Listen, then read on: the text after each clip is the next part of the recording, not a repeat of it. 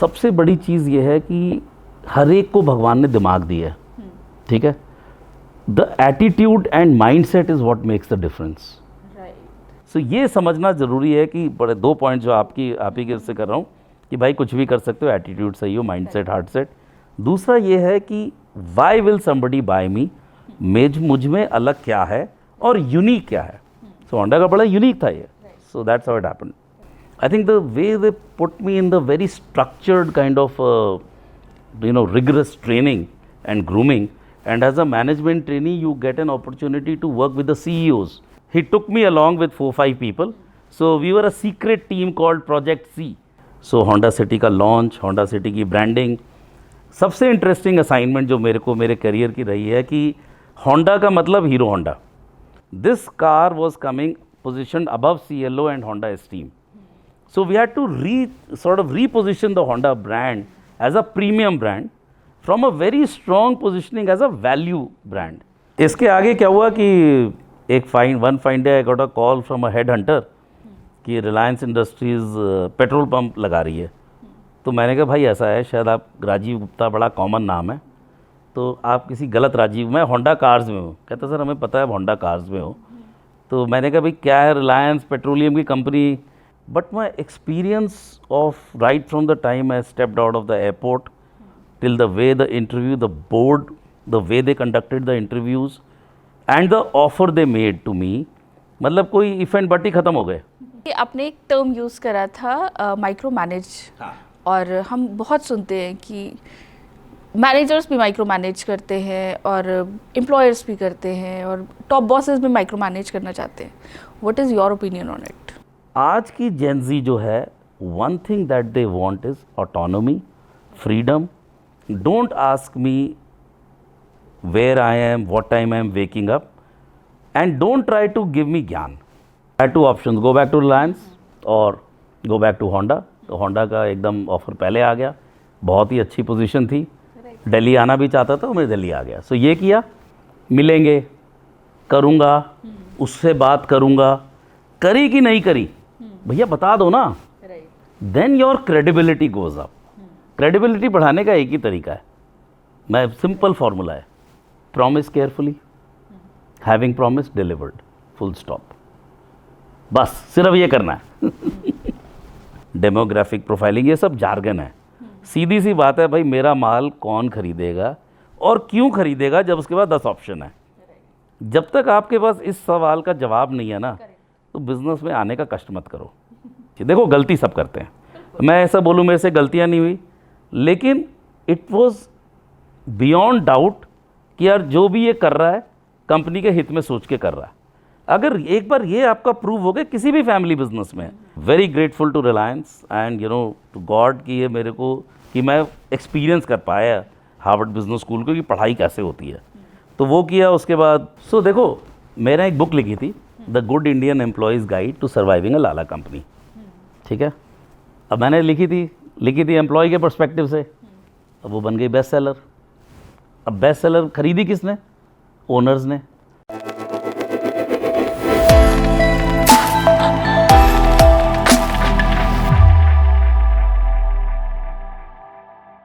Hello, आदाब, नमस्ते, welcome to India's business legends. आज हमारे साथ हैं mister Rajeev Gupta. Hello sir, welcome to the show. Thank you Sophia. सबसे अमेजिंग बात यह है कि ये एसोसिएटेड रहे हैं कई सारी फैमिली बिजनेसेस के साथ और रिलायंस कंपनी के साथ और होंडा कार्स के साथ, लेकिन he is a store house of great ideas, of insights, जो कि हमारे व्यूअर्स के लिए बहुत इंटरेस्टिंग रहेंगे। तो सर, सबसे पहले welcome to the show. Thank you Sophia, thank you for inviting me.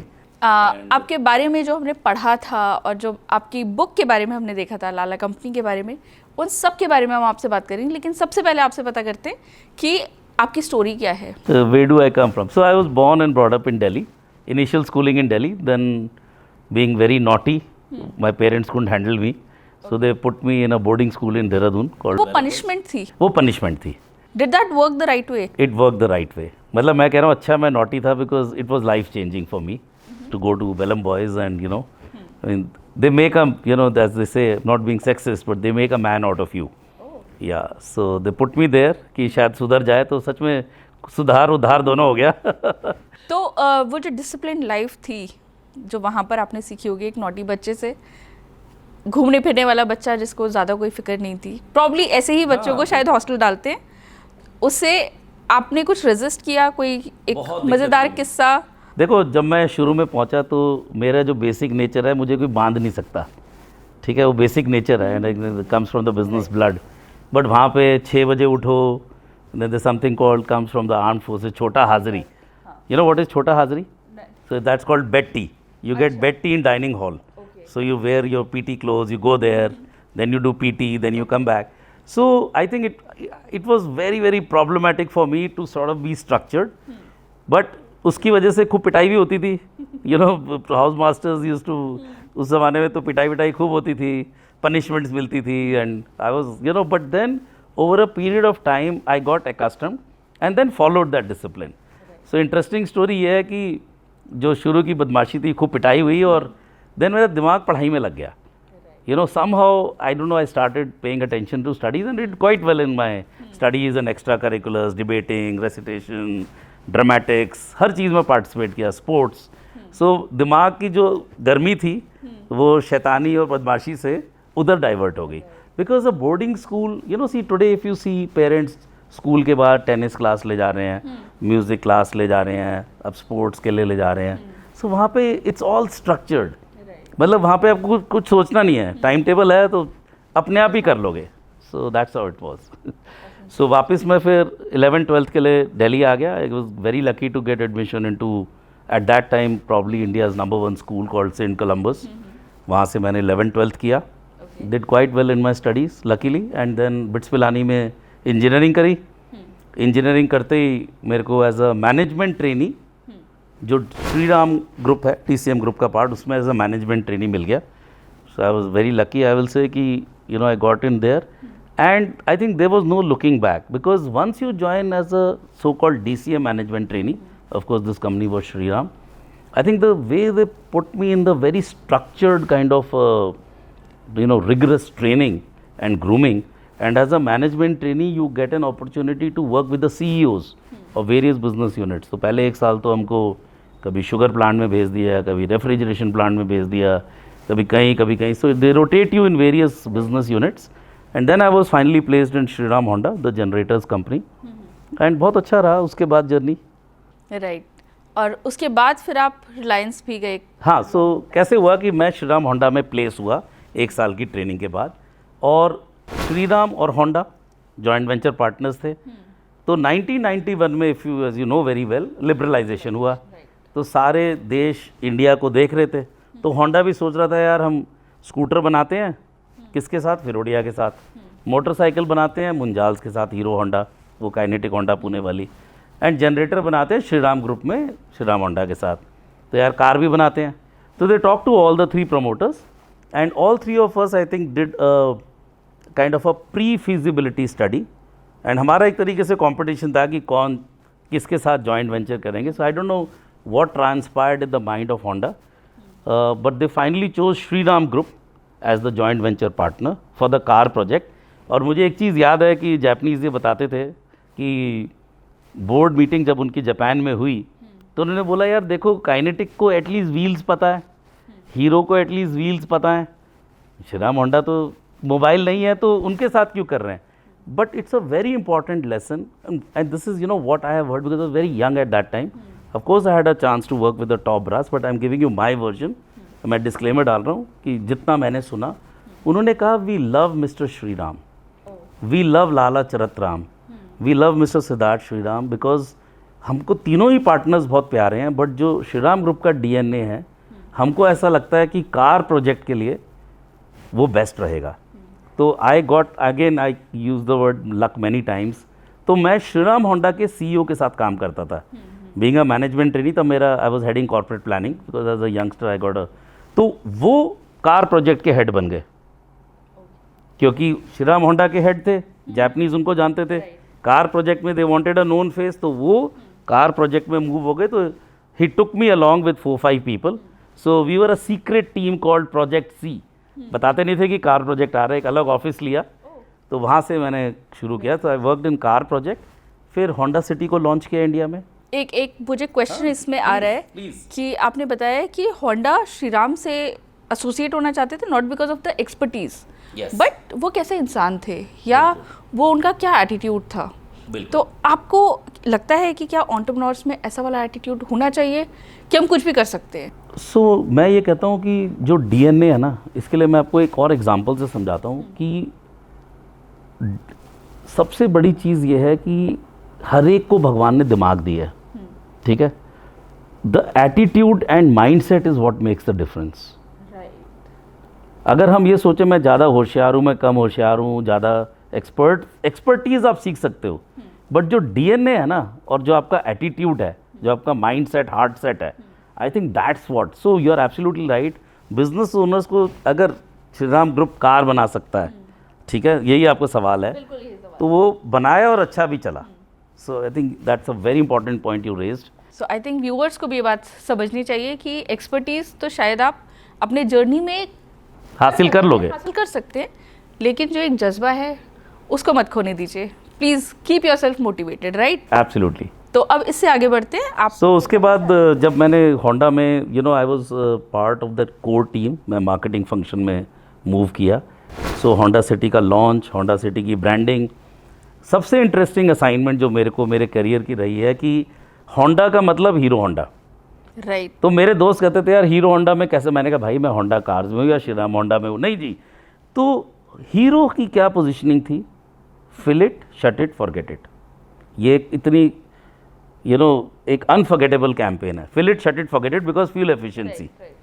Honda क्या कर रहा था? Honda was coming at a premium positioning and Hero Honda was a functional high economic value product. This car was coming positioned above Cielo and Honda Esteem.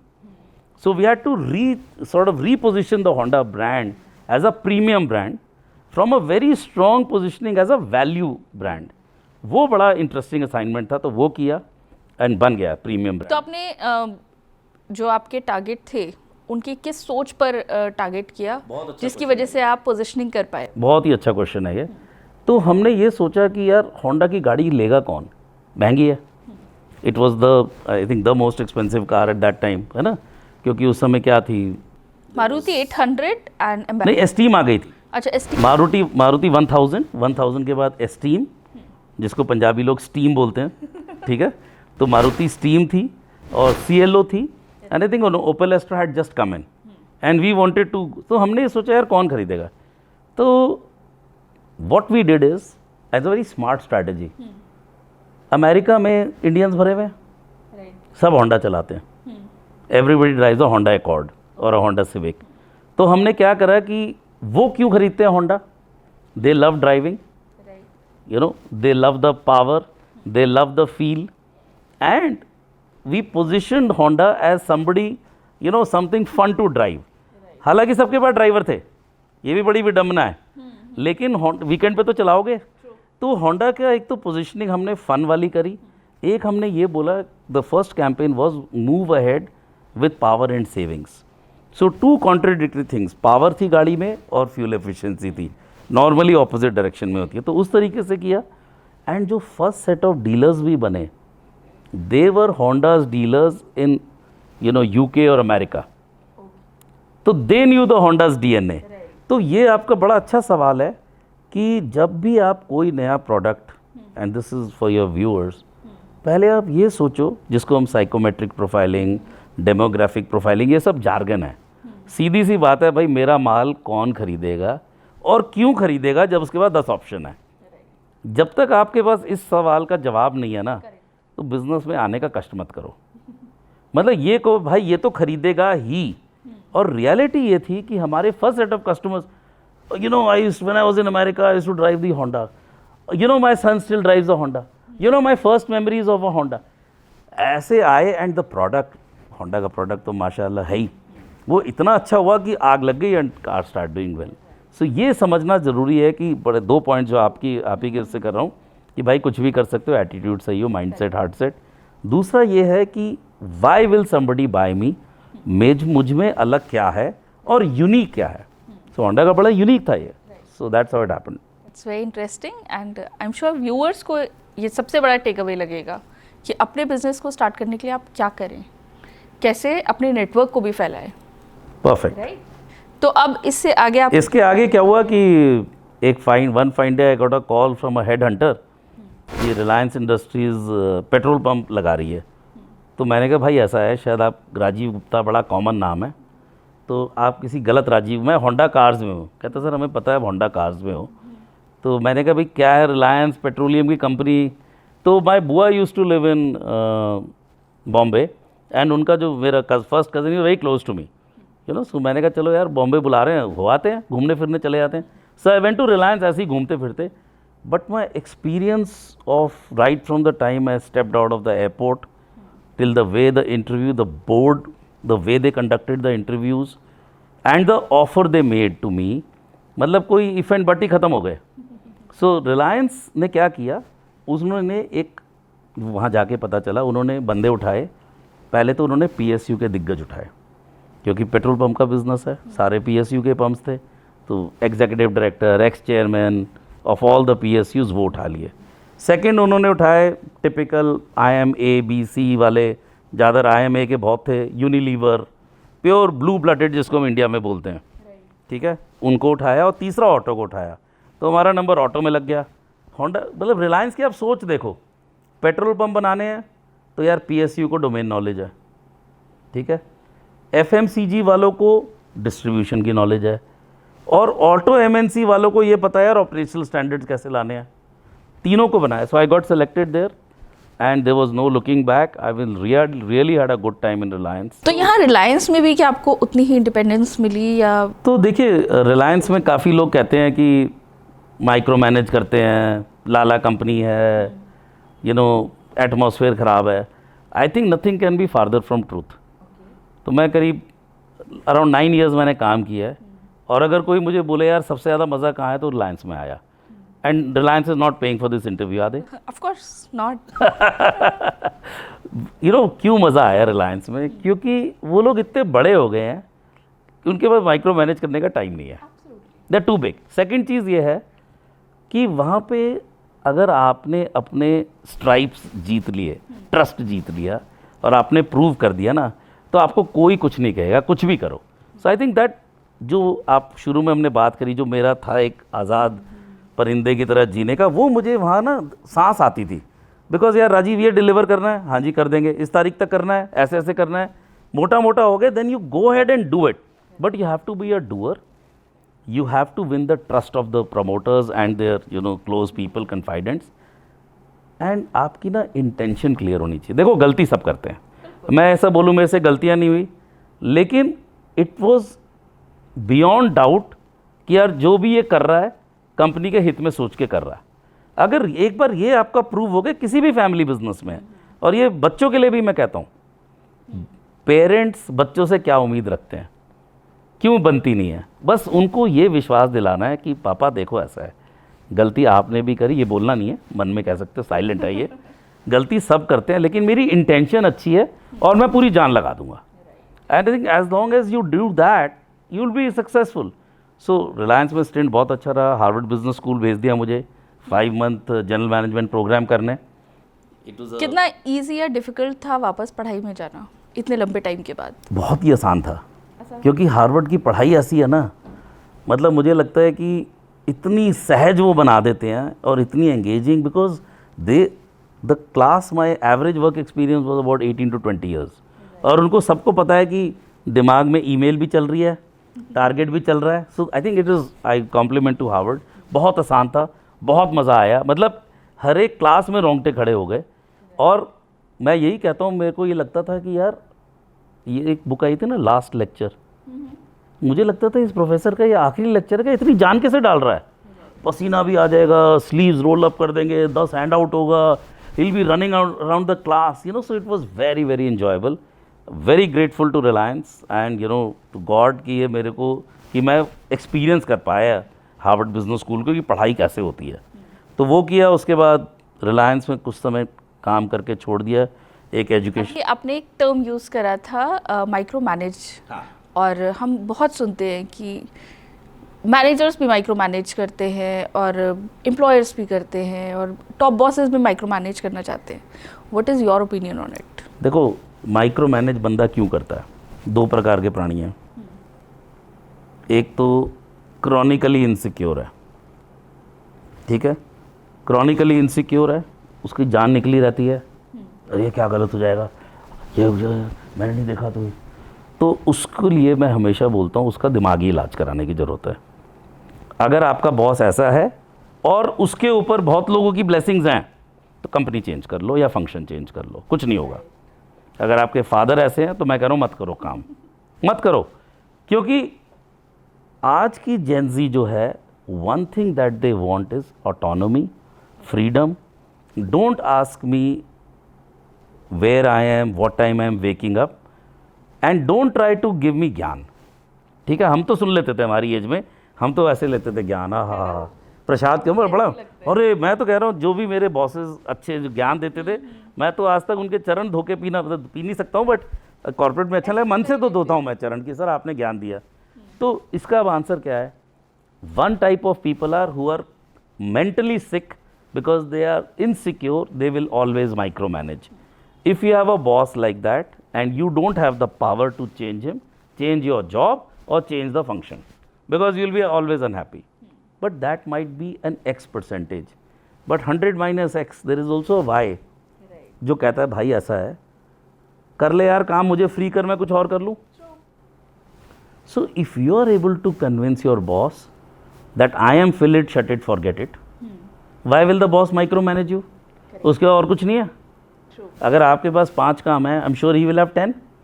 If you are able to establish to him, look I give this job to Rajeev and Mohan and Vijay and Divya, and you know out of all these people, you know, she makes mistakes out of 10 2 times, this guy makes mistakes 4 times, this guy forgets 3 times, but Rajiv को दे दिया तो हो जाएगा. अगर मैंने ये जीत लिया तो मेरे को क्यों करेगा micro manage? So the fact that you are being micro managed and you don't have a psychopath as a boss, problem is yours, because you have not earned your stripes, because you have not won his trust कि यार इसको काम दिया तो हो जाएगा, ठीक होगा और मुझे बता भी देगा हुआ कि नहीं हुआ. सी, एक चीज़ हमारे देश में जो मुझे एक्सपैट्रिएट्स के साथ काम किया वो सिखाई है, क्या हमको 10 काम दिए जाते हैं, हम 10 काम करते हैं, 2 भूल जाते हैं. ठीक है, सोरे भूल गया, ठीक है, क्योंकि ट्रैकर नहीं होता. 2 में गलतियाँ करते हैं. तो मैंने क्या अडॉप्ट किया हुआ है, और ये मैंने बड़ा हार्ड वे सीखा है. If I give my job, if I give a job, let's say you know last about 10 years I typically had 8 to 10 reportees, direct reports, and उनके नीचे चाहे 200-300 हों. तो मैं ये देखता हूँ भाई, अगर तुमने मुझे रिपोर्ट बैक नहीं किया कि हुआ है कि नहीं हुआ, तो यानी कि नहीं हुआ, मैं खुद कर लूँगा.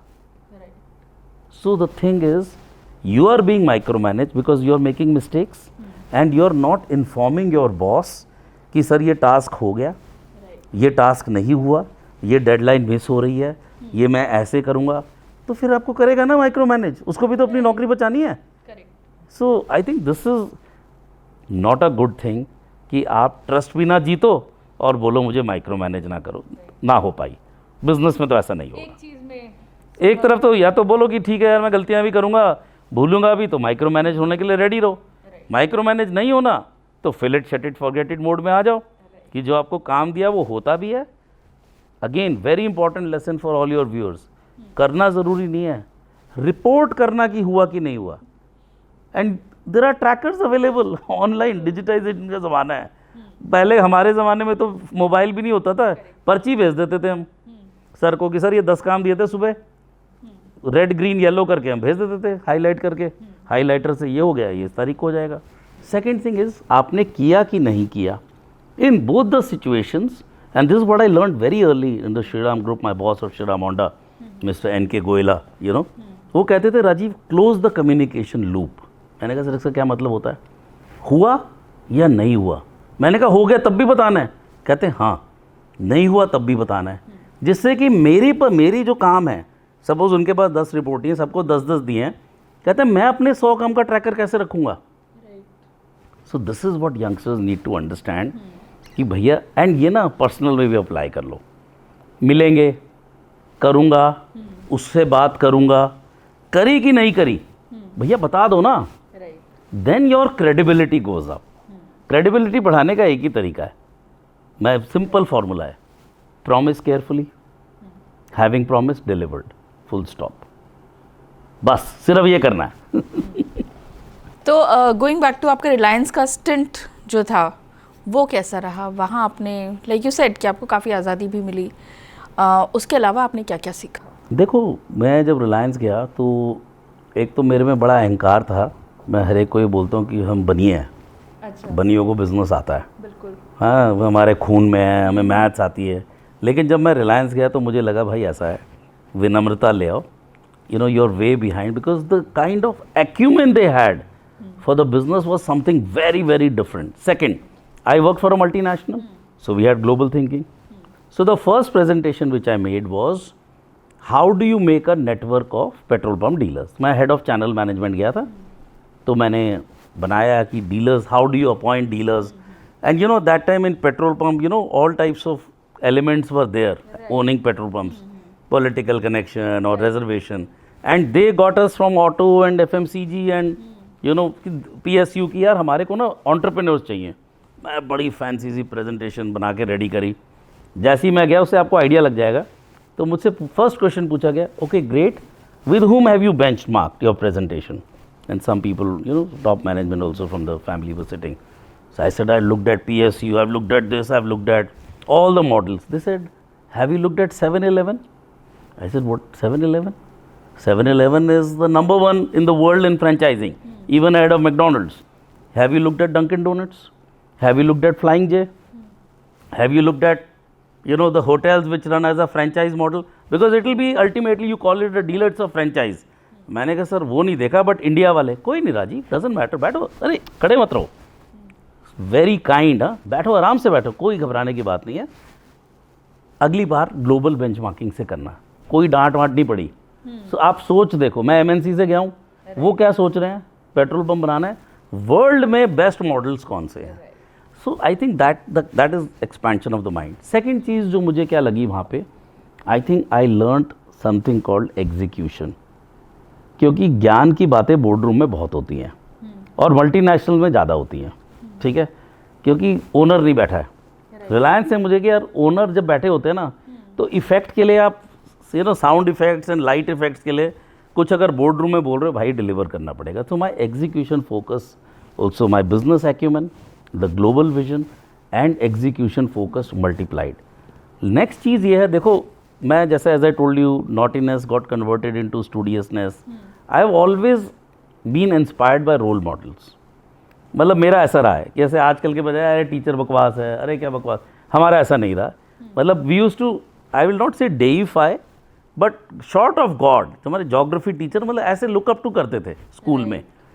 तो मेरे को ऐसे बहुत अच्छे अच्छे बॉसेस श्रीराम ग्रुप में भी मिले, होंडा कार्स में भी, वहाँ भी, जो रियली रोल मॉडल थे। मतलब I am just getting goose pimples, जैसे सर आप बोलो ना क्या है, जान दे दें आपके लिए।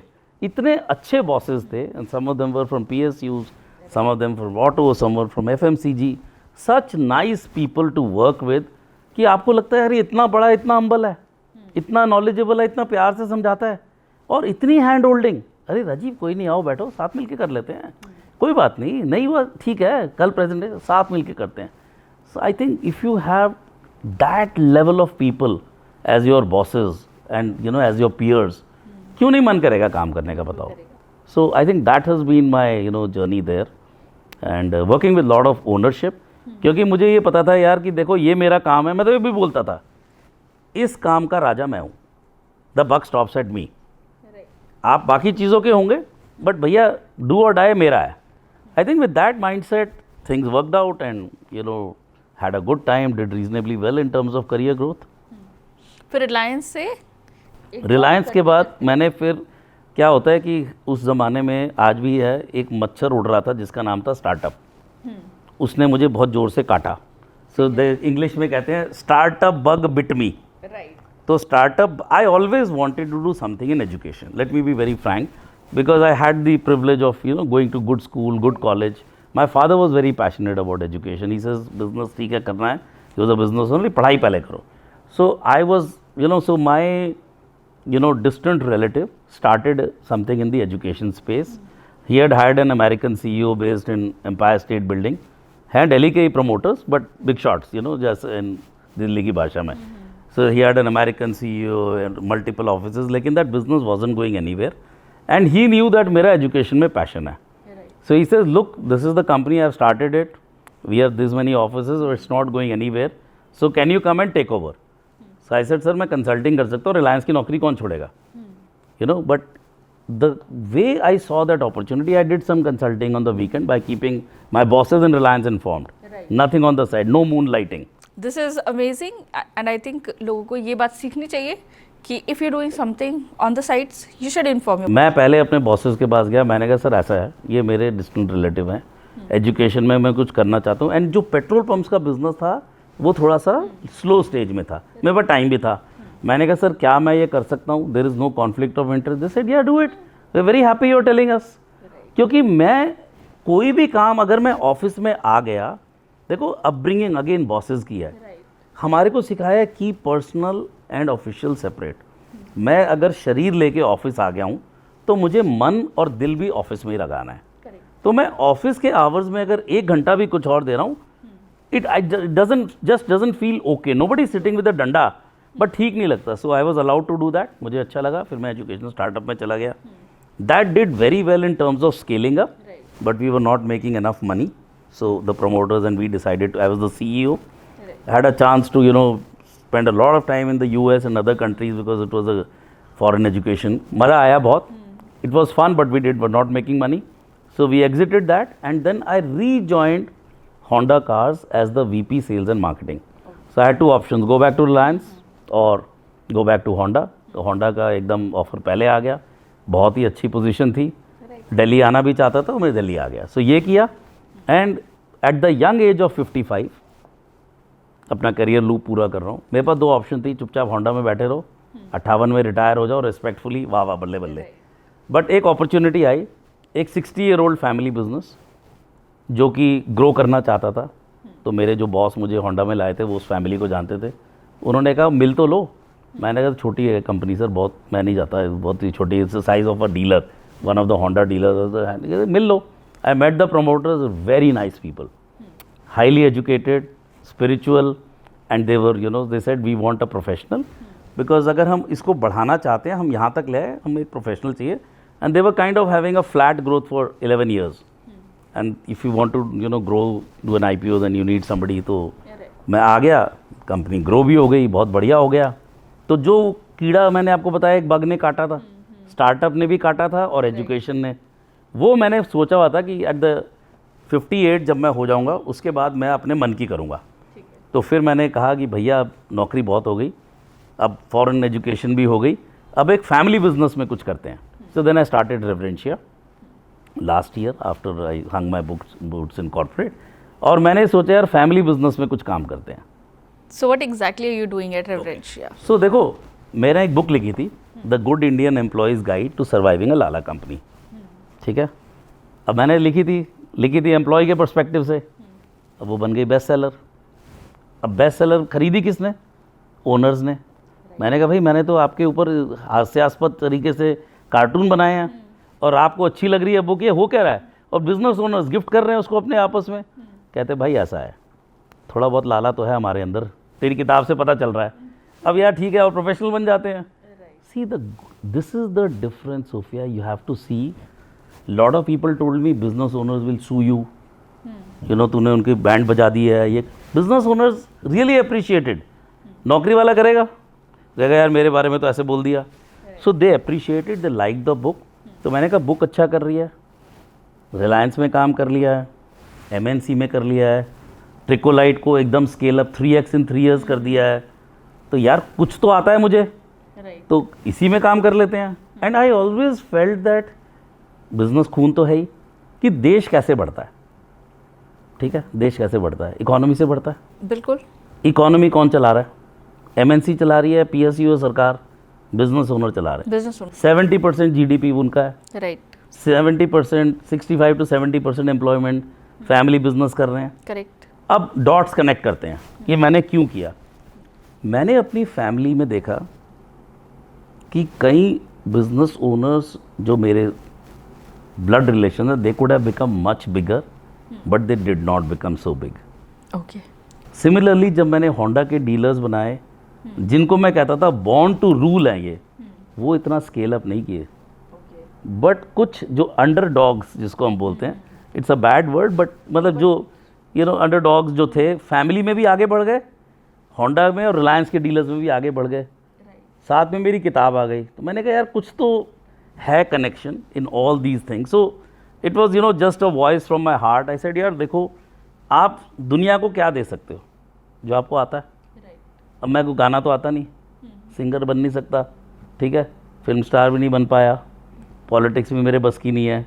मैंने कहा मैं क्या दे सकता हूँ यार इकोनॉमी में. मैं शायद कुछ मैंने जो 2 बातें सीखी हैं, क्या मेरा ये छोटा सा एक कॉन्ट्रीब्यूशन है after I hung my boots in the corporate. मैंने कहा करते हैं, पैशन भी आएगा. तो ये मैं कर रहा हूँ. What I am doing is I am trying to sort of guide family businesses, for lack of a better word, by running a program in collaboration with Masters Union, जिसमें हम कहते हैं आप आइए हमारे कोर्स में एनरोल कीजिए. It's a 1 year program where we'll teach you all aspects of scaling a business. But सिर्फ स्केल करना जरूरी नहीं है, continuous growth and sustaining across generations. Because सब ने सुना है कि 4th जनरेशन तक 5% बिजनेस बचते हैं, करेक्ट. 3rd तक 20% चले जाते हैं. तो क्यों होता है?